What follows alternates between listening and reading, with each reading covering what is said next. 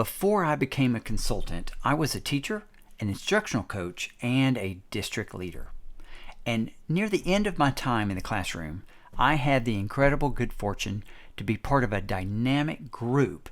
We designed and implemented a project-based integrated physics and engineering course. It was a very exciting time, and the students were really engaged. But here's what I don't usually say out loud. We also struggled. There were conversations we avoided, moments that I wish I had handled better. We had the right structure, but we didn't always have the right tools. So when I became an instructional coach, I noticed that the vast majority of teams that I observed and supported faced many of the same struggles that we did. That common gap sent me on a journey. I went through a couple of coach training programs. I got a master's in organizational and adult development. I got a specialist degree in district leadership. And years of working with teams, elementary, middle, and high school, I kept seeing the same thing. It wasn't that people didn't care. It wasn't that leaders weren't trying. It was that nobody had ever given them the tools to handle the moments when collaboration gets hard. The peer who stops following the team norms. The meeting where one voice shuts everyone else down. The feedback that needs to be said but never gets said. And the administrator, whether they realize it or not, is the biggest barrier to the very collaboration they're asking for. These aren't people problems, they're system problems. And the system almost never teaches leaders how to navigate them. Last week, I was facilitating a session on psychological safety and voice equity, as well as active listening and creating team agreements. The room was really engaged and we were doing great work. Then I shared a quote from Tim Ferriss.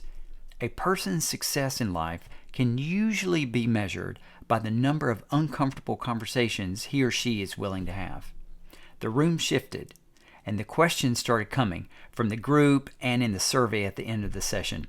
How do I effectively have hard conversations and ensure all voices are heard?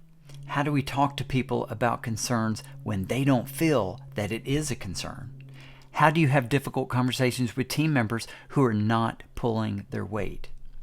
And what if the person you need to confront is your administrator? These are experienced educators, talented leaders, people who care deeply about their teams. And they were stuck, not by a lack of commitment, but by a lack of tools. That moment confirmed something I've seen for years. The single biggest gap in team leadership isn't strategy, it isn't vision, it isn't even trust. It's the conversation nobody knows how to have. Here's what I know after 3 decades in and around many schools. The gap between your team's potential and its results is often filled with unspoken conversations. And most of the time, the reason that conversation doesn't happen isn't weakness or avoidance or a lack of courage. It's that the system never built the conditions for it. Nobody modeled it. Nobody gave you the framework. Nobody told you what to say when teammates look you in the eye and ignore the norm you both agreed to. And that's the gap this series is designed to close. Over the next several weeks, we're going to build a complete system for leading difficult conversations without damaging relationships. We'll start with why these conversations feel impossible and why it's not a character flaw, it's a design flaw in how most teams are built. Then we'll move into the frameworks, the tools I use with teams across the country, draw from the best research on communication, trust, and organizational development. And then we get specific. What do you actually say when a teammate ignores team norms? How do you talk to a superior who's blocking your team's collaboration? And how do you give feedback that lands well instead of lands wrong? Every video in this series is built around one thing, the practical tool that you can use in tomorrow's meeting. Before your next meeting, take a couple of minutes and write down the one thing you're most afraid of that might happen in a meeting. You know, that pushback or the person that derails a meeting or the topic that might surface that you're concerned about.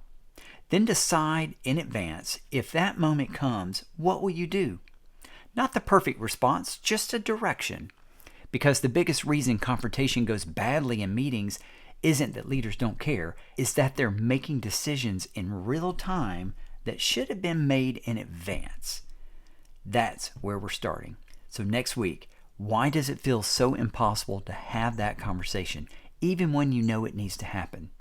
The answer has a name, and it's not what you think.